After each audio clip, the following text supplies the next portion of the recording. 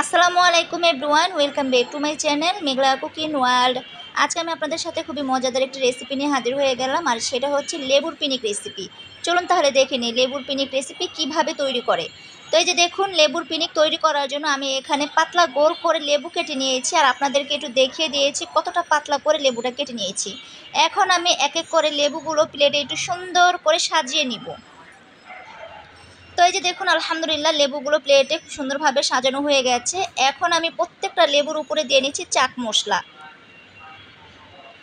আমি কিন্তু এখানে চাট মশলাগুলো একটু হাতের সাহায্যে ছিটিয়ে দিচ্ছি। এই কাজটা যদি আপনারা চামিচ দিয়ে দিতে যান তাহলে দেখবেন প্রত্যেকটা লেবুর উপরে কিন্তু সুন্দরভাবে চাট মশলাগুলো পড়বে না।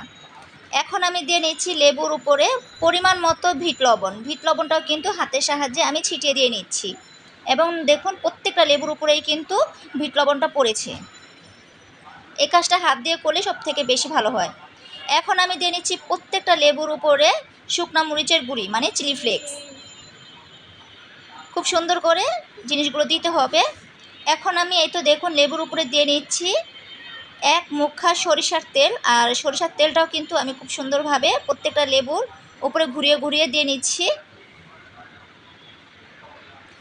তো এই যে দেখুন তৈরি করে ফেললাম খুবই ঝটপট লেবুর পিনিক। আপনারা চাইলে বাসায় তৈরি করে খেতে পারেন লেবুর পিনিক। আজকের মতো বিদায় নিচ্ছি, আল্লাহ হাফিজ।